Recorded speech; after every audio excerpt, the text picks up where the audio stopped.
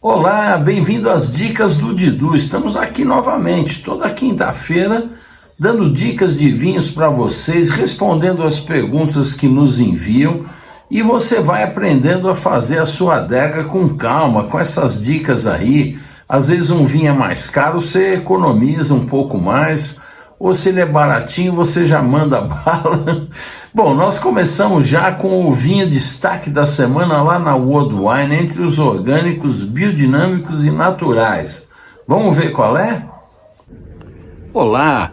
Olha, dentro dessas dicas de vinhos orgânicos, biodinâmicos e naturais lá do portfólio da World Wine, eu separei para vocês hoje uma maravilha, que é o Carme. O Carme, estou falando do Códega do Larinho, lá do Alto Douro. Esse produtor, Roboredo Madeira, Casa Agrícola Roboredo Madeira, é um grupo bastante grande. Eles têm 5 quintas lá, 5 vinhedos maravilhosos. E esse aqui é um vinhedo orgânico de vinhas com bastante idade.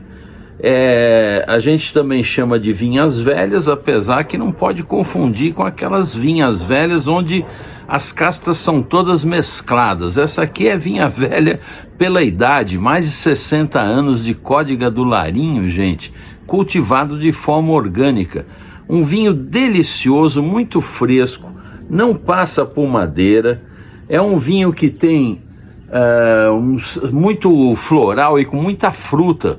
Você vai encontrar melão, vai encontrar maçã, pêssego, e muito delicado, muito elegante. Eu indicaria para você com peixes delicados, nada de coisa assim com muito tempero e muito cremoso, não.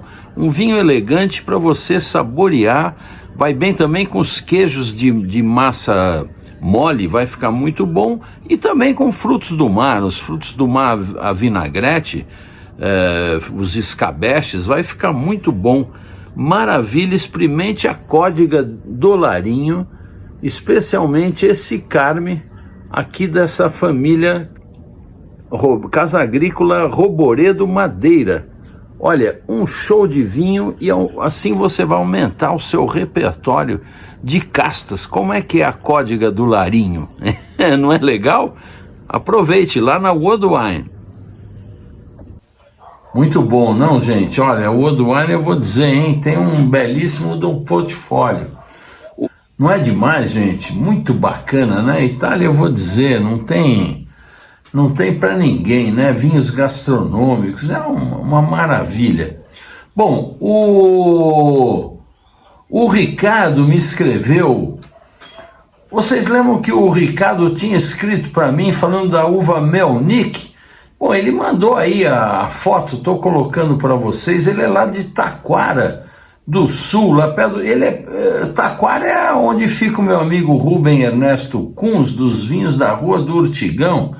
Olha, Ricardo, obrigado pela informação, e aproveite aí o seu vizinho que faz vinhos primorosos. Hoje eu até estou indicando um vinho dele aqui que nós vamos falar mais para frente. A Tatiane me escreveu falando o seguinte: Didu, você conhece os vinhos da vinícola Serra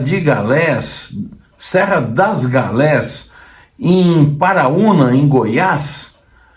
Vinhos simples e baratinhos feitos aqui no Cerrado Goiano. Olha, Tatiana, eu lamentavelmente não conheço. Depois você me manda uma foto, me fale mais deles, ok? Obrigado por participar e contribuir aí com as informações. O Dioff90 me escreve falando o seguinte: Didu, parabéns ao canal e tal. Uma pergunta: esses vinhos de Bordeaux, aí na banda dos 90, 150 reais, são boas opções ou não valem a pena? Estou com um Chateau Bourbon La Chapelle AOC Medoc para experimentar aqui. Conhece? Esse não conheço.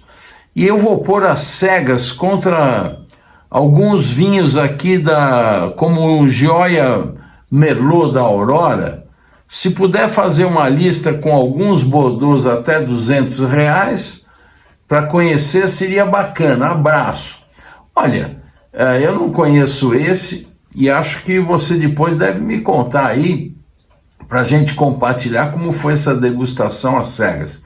A questão de alguns dicas do Didu atrás, eu fiz uma relação de vários vinhos. Eu sempre indico que boas compras em Bordeaux é você pegar, tem dois caminhos, ou o segundo ou terceiro vinho dos chateaus famosos, ou chateaus que não são famosos.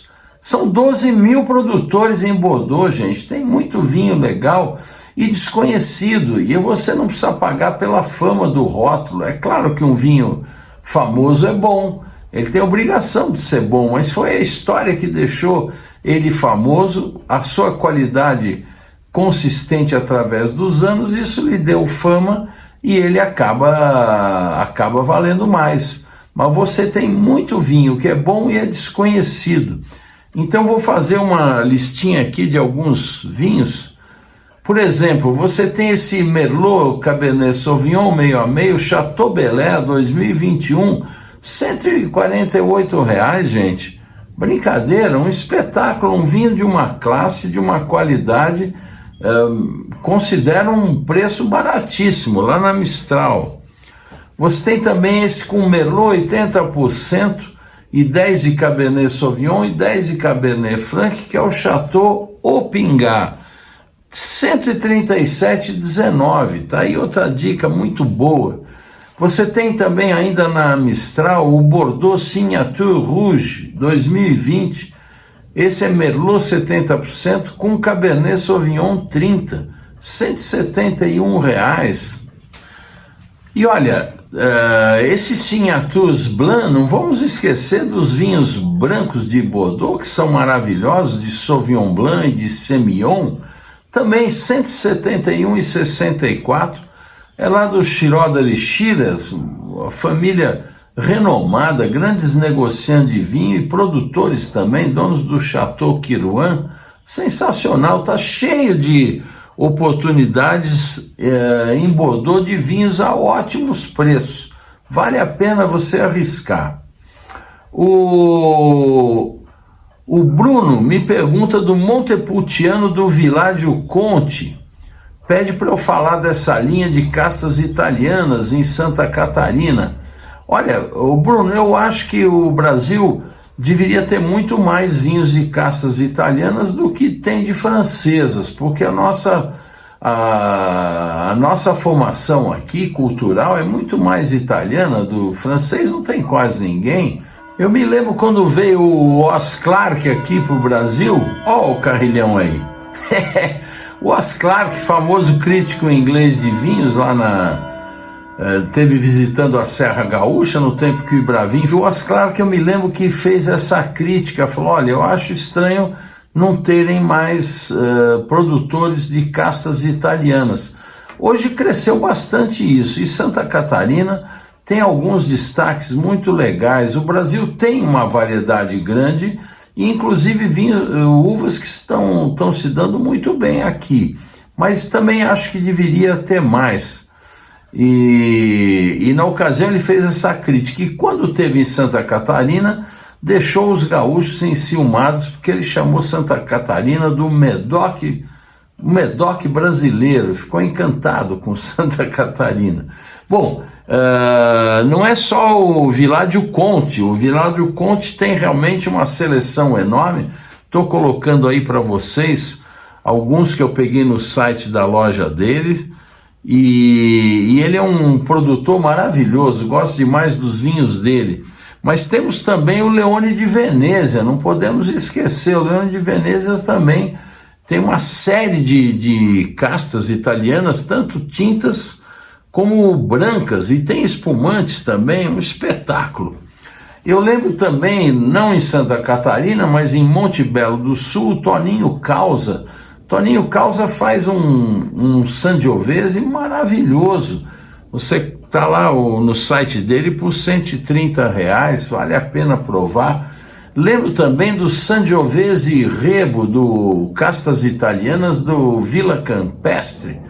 Villa Campestre também, que ganhou com o Sangiovese em pureza, que é outro que eu indico, Baratíssimo, hein? Olha aqui, esse está R$ 42, vinho abaixo de 50 paus. O Sangiovese 100% é um espetáculo e é vinho que ganhou medalha de ouro no Decanter World Wine Award, há uns 2, 3 anos atrás. Belíssimo vinho. E eu gosto sempre de indicar os vinhos do Ruben Kunz. Vocês estão vendo aí a Valéria e o Ruben, a Valéria é a esposa dele, um casal maravilhoso, e eles fazem lá os vinhos da Rua do Urtigão. Esse Ruia é um Nebbiolo maravilhoso, gente, mas muito bem feito, um espetáculo de vinho que inclusive está indo representar o Brasil na Raw Fair de Nova York. Nós temos um casto assim, tem que arriscar, existem vários outros, eu aqui estou citando alguns para vocês, tá certo? Bom, o Rafael lá de Ilhéus me pergunta que tipo de Barolo eu prefiro, se os modernistas ou os tradicionalistas. Olha, Rafael, disparados tradicionalistas. Eu sou um cara bastante tradicional, eu gosto da rusticidade, eu acho que a rusticidade tem elegância, e os autênticos Barolos eram vinhos para você, são vinhos para você tomar com tempo. Ele tem que ter idade de garrafa, ele matura em bote grande de madeira, não em barrica.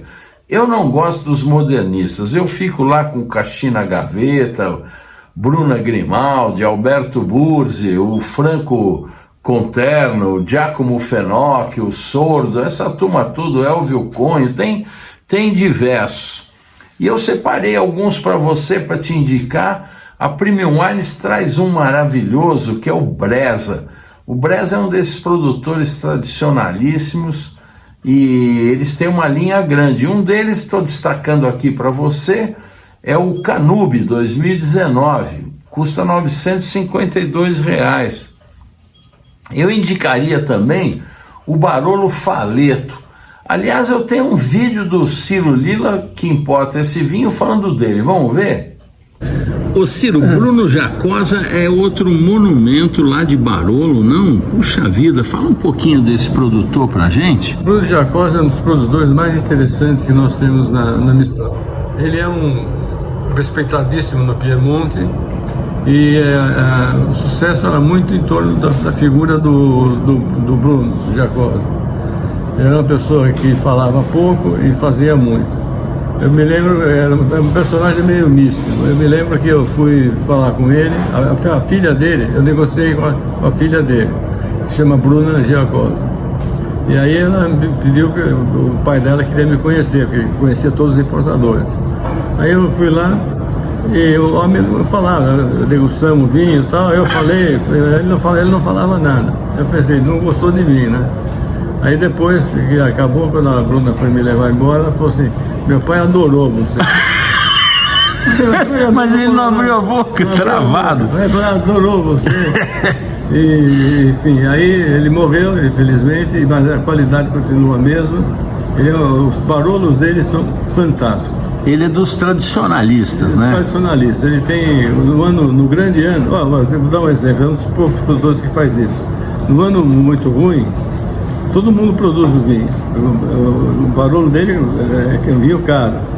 Mas ele, no ano muito ruim, ele não engarrafa como um Barolo. Ele pega todo aquele Barolo e joga no Nebbiolo, que é um vinho muito de 5, 10 vezes mais barato. Olha que incrível. Então, imagina, quer dizer que em ano que não tem Barolo é bom comprar os Nebbiolo dele. Você imagina o prejuízo, porque o Barolo custa 10 vezes mais que o Nebbiolo. Pois é. Então, ele espontaneamente, ninguém obriga nada, ele espontaneamente não produz. E além de melhorar o Nebbiolo, mantém um nível de qualidade altíssimo. Isso é admirável, hein? Nos grandes anos ele faz a etiqueta, normalmente a etiqueta é branca. Tá. Nos grandes anos ele faz uma etiqueta vermelha, etiqueta roxa. Tá. Então o Barolo reserva, etiqueta roxa, do Giacosa é o máximo. É creme de la creme. Eu tomei outro dia um de 1990. Pode esperar mais 20 anos se quiser. É mesmo? Um veludo, parecia um grande, não vou dizer um grande Borgonha, porque eu não acho que o Borgonha é melhor que o Barolo. Então um grande Barolo, aveludado, potente.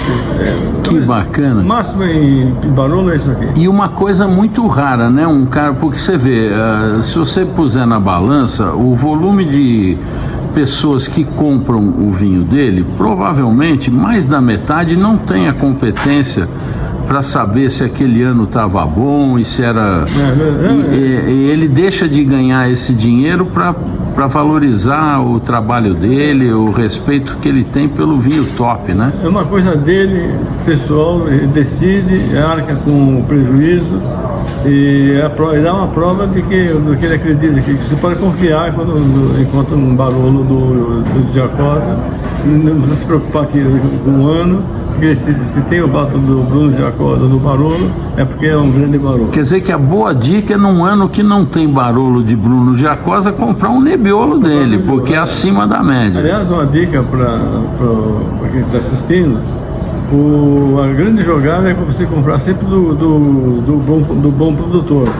Porque no bom produtor, no ano, por exemplo, um Nebbiolo do Bruno Giacosa, normalmente é melhor que o Barolo da maioria dos outros produtores. Tá. Então você pode comprar uma denominação mais baixa e de um bom produtor é equivalente a uma denominação de maior prestígio do produtor, não no mesmo nível, não no alto nível. Claro, um bom produtor não é bom produtor à toa, ele construiu isso justamente com esse tipo de atitude, né? E nesse caso de produção familiar, artesanal, depende muito do produtor, porque não é que grandes empresas normalmente fazem um produto padronizado, de acordo com o que eles acham que o consumidor quer.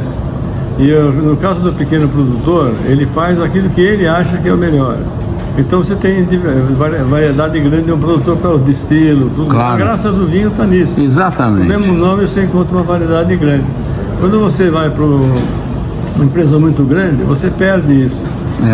Então o Bruno Giacosa, o Gaia, fazem vinhos que eles acham que é o melhor, que a região o terreno pode dar. Ao passo que o produtor muito grande, ele vê o raciocínio inverso. Ele supõe o que o consumidor quer beber e produz aquilo que ele acha que, independente do ano, procura manter uma uniformidade de estilo. E ao passo que ele quer que o consumidor receba sempre o mesmo vinho. É muito comercial isso. Muito comercial. E o pequeno produtor não. Um ano vai dar mais encorpado, outro menos encorpado. Claro. Então essa é a graça do vinho. Concordo plenamente. Obrigado, viu, Ciro? Maravilha. Olha aqui, gente. Bruno Giacosa.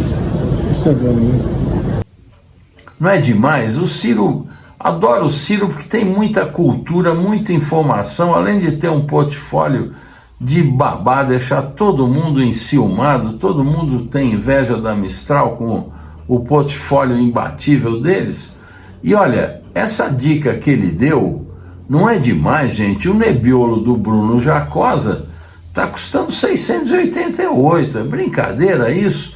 Como se você pegar um ano que não tem Barolo, você compra esse Nebbiolo, porque você vai tomar Barolo a preço de Nebbiolo, tá certo? Bom, tá aí para você o Faleto custa 3.415, estou falando do 2017, e o Nebbiolo d'Alba 2017, 688, vale a pena experimentar.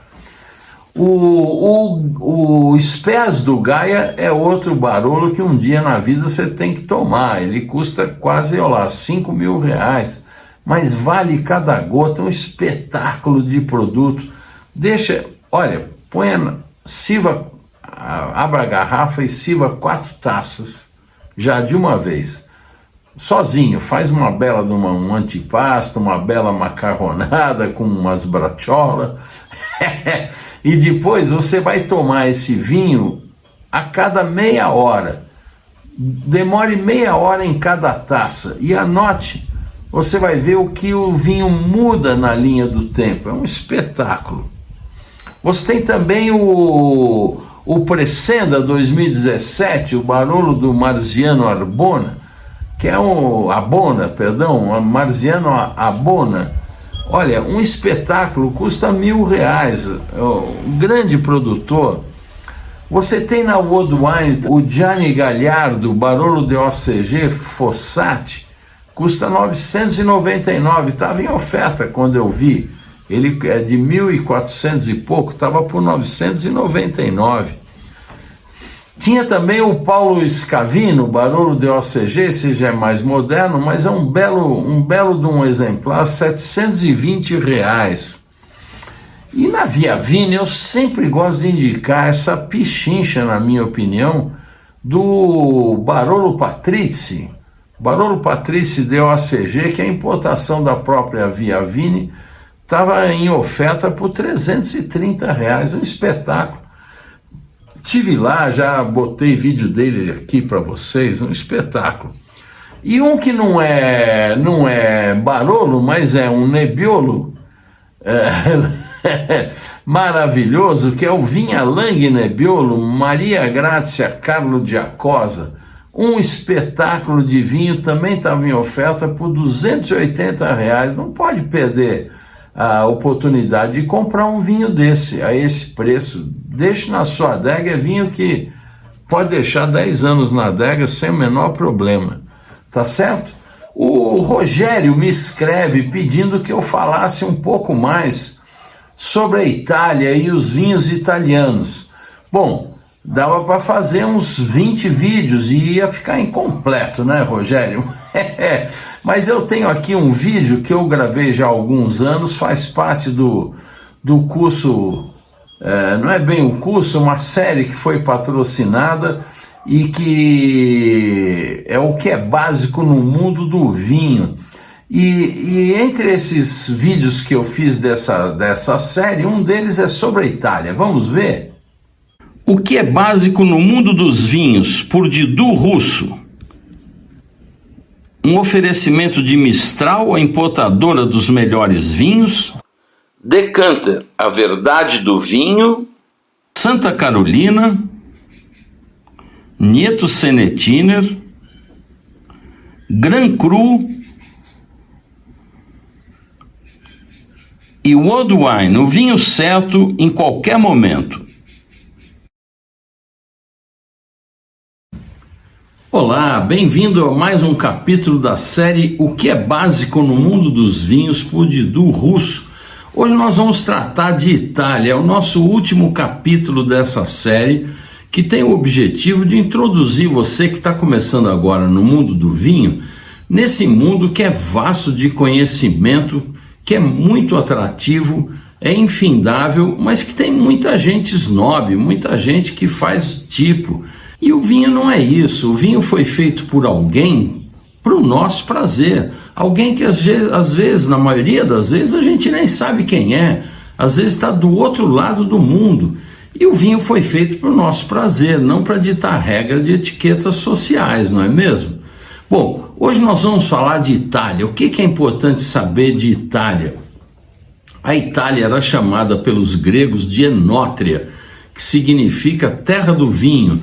Isso para você ver qual é o histórico de diversidade e de tradição nesse universo do vinho que a Itália tem. É um espetáculo de diversidade de uvas autóctones, que é um nome que se dá para as uvas originárias daquele lugar, e de vinhos com uma relação gastronômica regional simplesmente admirável. Em cada lugar que você vai, aliás, é uma coisa típica dos europeus, eles tomam o vinho local, né? Eles têm a sua culinária típica local e consomem o vinho local.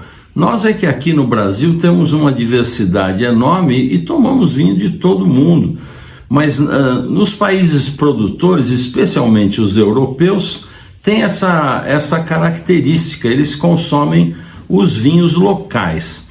E viajar pela cultura enogastronômica italiana é um dos melhores programas que alguém pode fazer na vida. Quem já fez sabe disso, e quem não fez deve se programar para fazer, porque é uma coisa inesquecível. O que a comida refinada francesa é incomparável, a gente pode dizer que a comida regional italiana é incomparável, porque aonde você para, você come muito bem, desde a comida mais simples até uma comida de classe de restaurante fino. O país é o segundo maior produtor, ele está sempre ali rivalizando com a França. Para vocês terem uma ideia, eles exportaram ano passado 1,5 bilhão de litros de vinho. Pode imaginar isso? Mas eles consumiram 3 vezes isso, porque consumiram mais de 4 bilhões de litros de vinho. É uma enormidade. E lá existem inúmeras regiões produtoras, como a Úmbria, o Friuli, Alto Adige, Marche, Lácio, Toscana, Piemonte, Sicília. Nós vamos focar aqui nas principais regiões onde a gente encontra com mais frequência os vinhos aqui no Brasil, porque é um mundo muito vasto lá. Para você ter ideia, nós estamos falando de 528 denominações, que são as localidades reconhecidas e que têm suas próprias leis a respeito de como produzir o vinho. São 250 DOC e 17 DOCG. As DOC são as denominações de origem controlada e as DOCG são as denominações de origem controlada e garantida.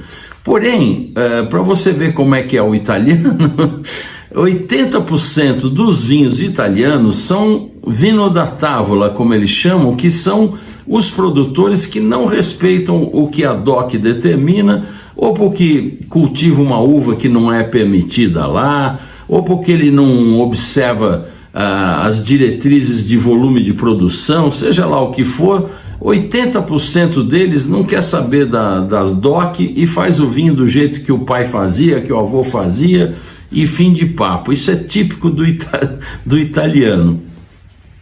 E lá se encontra vinhos de todo estilo, os Novello, os Vecchi, os vinhos clássicos, os Superiori, os vinhos Reserva, os vinhos espumante, vinho frisante, vinho seco, vinho abocado, vinho amabile, vinho dolce. Veja, eles têm 3 tipos de vinho que são os adocicados.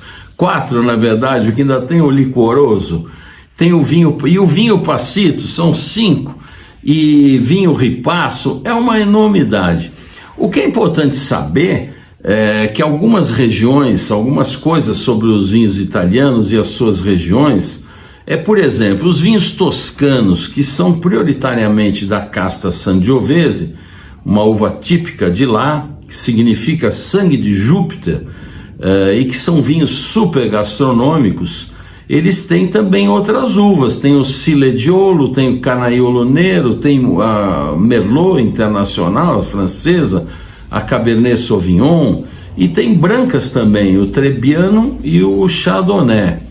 A Toscana é a grande representante da Itália, com a sua enorme produção de qualidade. Eles têm, para você ter ideia, 59 dessas DOC, sendo que 6 são DOC G, denominação de origem controlada e garantida, que dá destaque para Bolgheri Sassicaia, para Brunello di Montalcino, para Carmignano, para Chianti, para Morellino di Scansano e para Vino Nobile de Montepulciano. São todas DOCG. Um dos visuais mais lindos do mundo, eu sempre brinco que se o céu tiver paisagem, certamente é o da Toscana, porque aquilo lá é uma maravilha. E são 7.000 produtores produzindo 150 milhões de litros de Chianti por ano, sendo que 40 milhões são do clássico Galo Nero.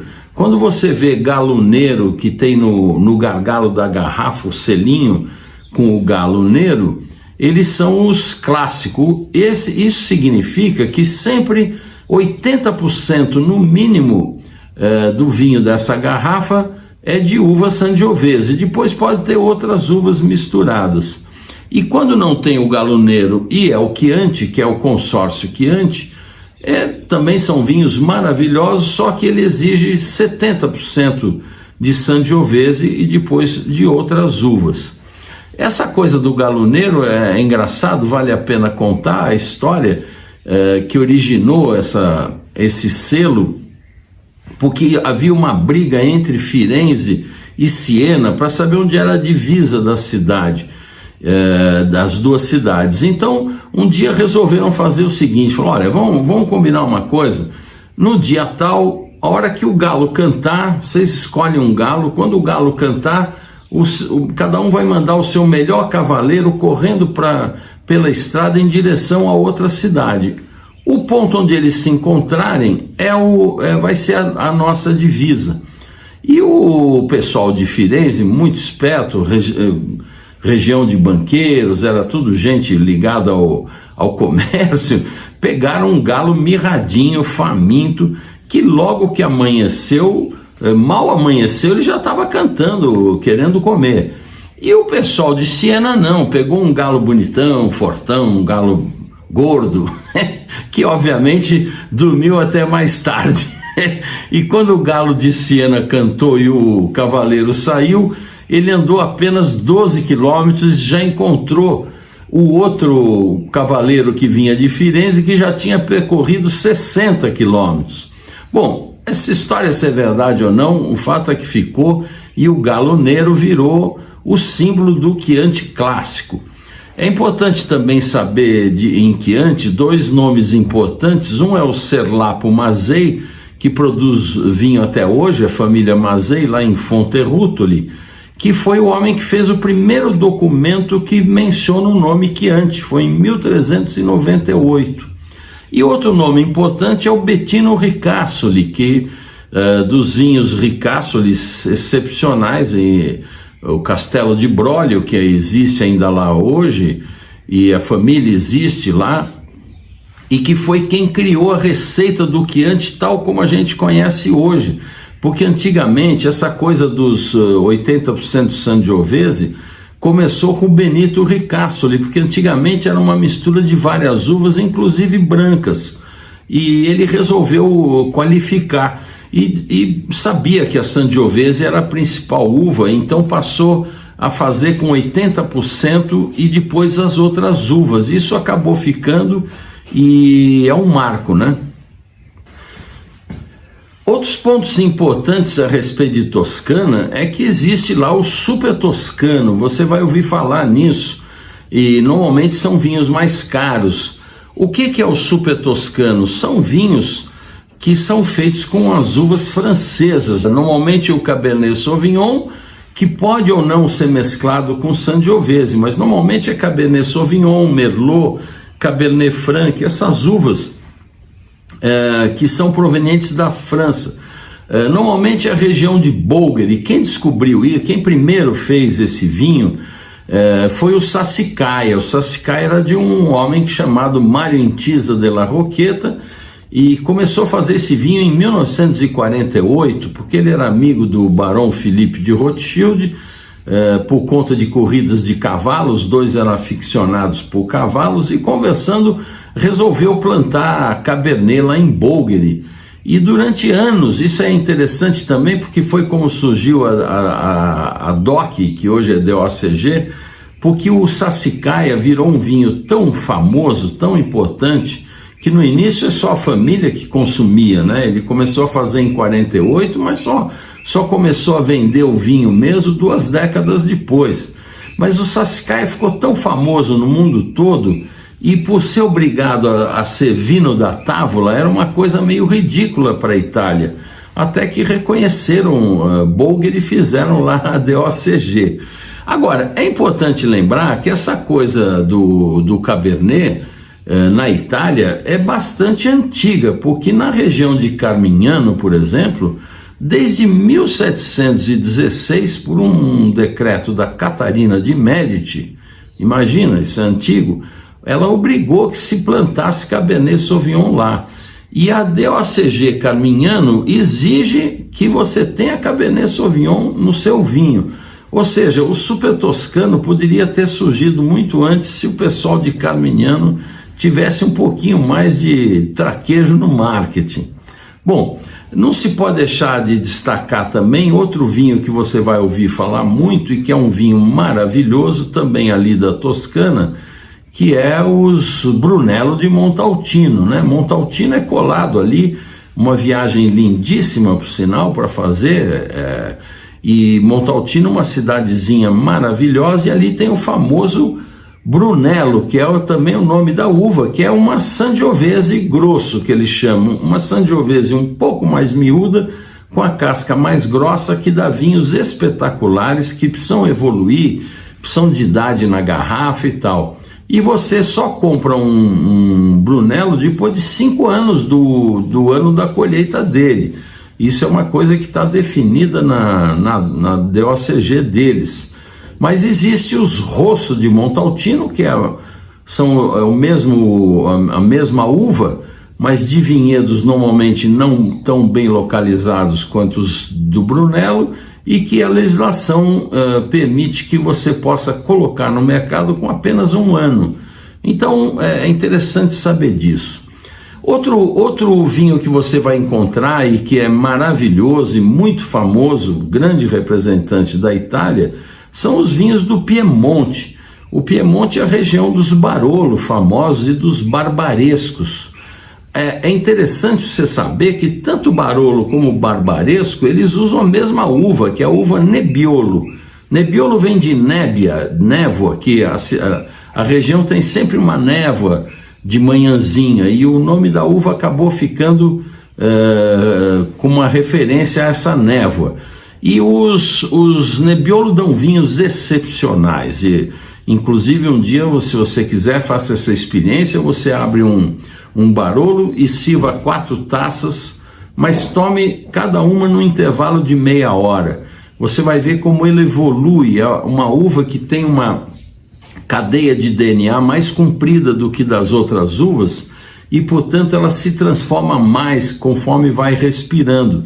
É um vinho espetacular. Lá você também encontra na região os Barbera, que são vinhos deliciosos, Gattinara, os Dolcetto, o Grignolino, e é também a região dos Asti, um espumante no estilo um pouco do nosso espumante Moscatel, um espumante adocicado, muito gostoso, e é famoso por lá. É curioso você saber também que os Barolo são vinhos famosos hoje, mas no passado eram vinhos muito rústicos, e foi uma francesa de nome Juliette Colbert de Molevier, que era casada com o Marquês Carlo Tancredi Faletti de Barolo, que é a famosa Condessa Faletti, que resolveu trazer um enólogo francês da Borgonha, que foi o Louis Oudard, que foi quem acabou dando a receita do Barolo como é feito até hoje. Os italianos não gostam que lembre disso, né, porque é francês, mas enfim, é um vinho diferenciado que vale você provar. O Vêneto também é outra região que você vai encontrar bastante coisa aqui, porque é a região dos Amarone, os Recioto, os Valpolicella, os Bardolino, e também a região do Prosecco, aquele vinho espumante que fez muito sucesso no Brasil e que hoje é uma denominação Prosecco, e era o nome da uva, que agora eles passaram a chamar de Glera, mas é a mesma coisa, é Prosecco. Eles também têm lá as uvas tintas Corvina, Rondinella, Molinara, além de ter também umas uvas francesas. É uma região maravilhosa, lugar lindo para visitar, e eles curiosamente têm brancos também lá, que é difícil de achar por aqui, mas existem brancos, além do Prosecco, que obviamente é branco, né?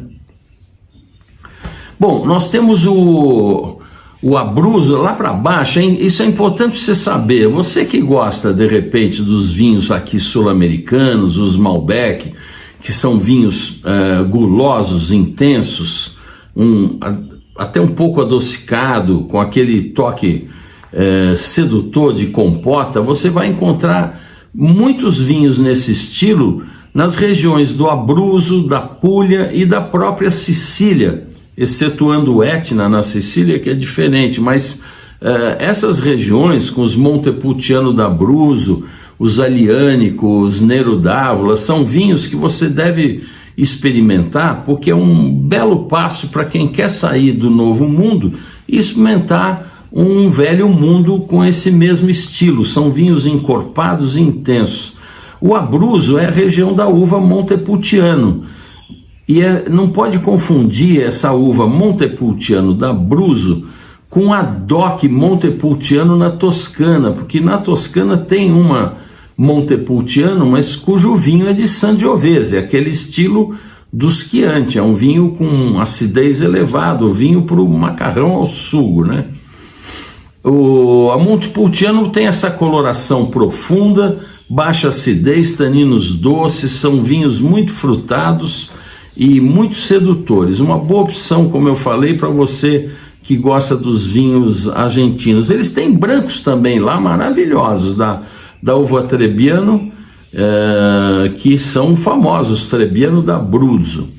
A Puglia, como eu falei, que também tem vinhos nesse estilo, são os primitivos de Manduria.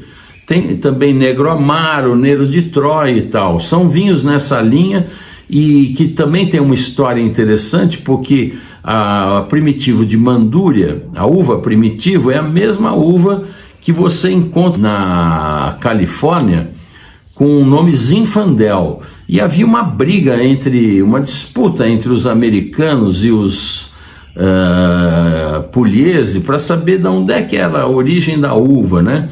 E os italianos, obviamente, com a tradição de vinho, sustentavam que era de lá, que era uma uva autóctona de lá. Bom, briga daqui de lá foram fazer os testes de DNA, que eu brinco sempre que a ciência acaba vindo estragar a poesia, e descobriram, ficaram os dois boquiabertos, tanto os italianos como os americanos, porque a uva, ela na verdade ela é croata, ela chama-se Georgiana Castellansky, e não tem nada a ver, não é nem Itália e nem californiana, ela saiu da Croácia, muito interessante. Eles têm também brancos de Malvasia Bianca e Verdeca. Bom, chegamos a Sicília.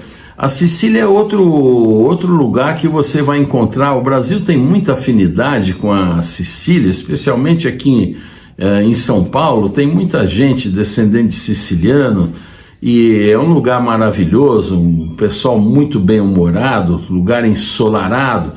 Todo siciliano que você encontra, qualquer produtor da Sicília, ele bastante está falando da região, ele fala, olha, Sicília não é uma isla, hein? É um continente, porque a Sicília é muito grande, com muita diversidade. E eles lá têm vinhos maravilhosos e uma história incrível, porque na Sicília se faz vinho desde 800 anos antes de Cristo.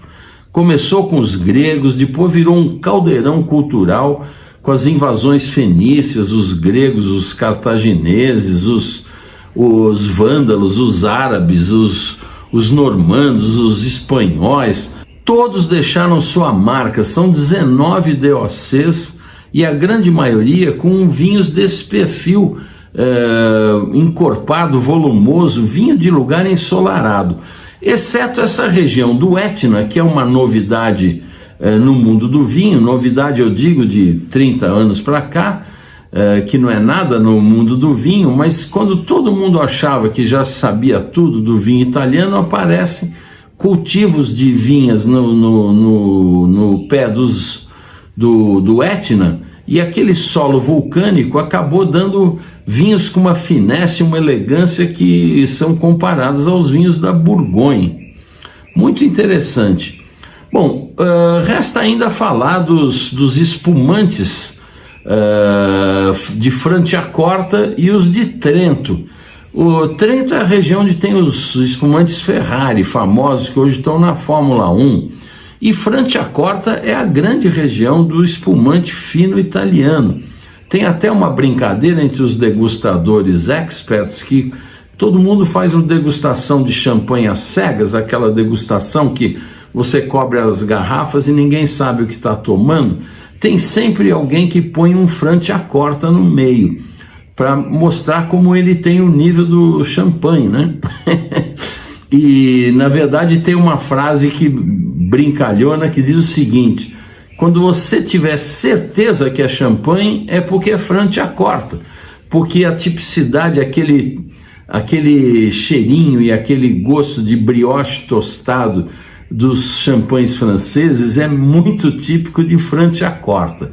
O fato é que a Itália é um fenômeno eu gostaria que a gente tivesse mais vinhos da Itália aqui. A Itália está lá em quinto ou sexto lugar, sei lá, na importação de vinhos no Brasil, que aqui a predominância é toda sul-americana, depois Portugal, que é um destaque grande de importação de vinhos brasileiros, mas França, Espanha, Itália estão bem abaixo do que poderiam, com a sua diversidade e vinhos tão maravilhosos. Experimente a Itália, e especialmente com a gastronomia, com os antipasti, com a macarronada, com os assados, com as carnes de panela. São vinhos excepcionais.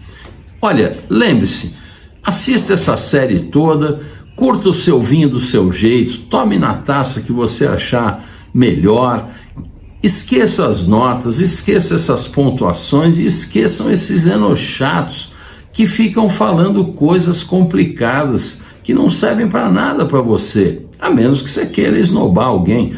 Mas isso é uma bobagem. O vinho foi feito para o nosso prazer e não para ditar regras de etiqueta social. Saúde! O que é básico no mundo dos vinhos, por Didu Russo. Um oferecimento de Mistral, a importadora dos melhores vinhos. Decanter, a verdade do vinho. Santa Carolina. Nieto Senetiner. Gran Cru. E World Wine, o vinho certo em qualquer momento. Bom, gente, o que eu tinha para vocês hoje era isso. Espero que você tenha gostado. Curta aí as informações, compre seus vinhos, faça sua adega com calma e olha, beba com moderação. É uma taça por refeição, tá certo? Faz bem para o seu espírito, faz bem para o coração, faz bem para a digestão. É sensacional. Uma taça por refeição, hein? Semana que vem estou de volta.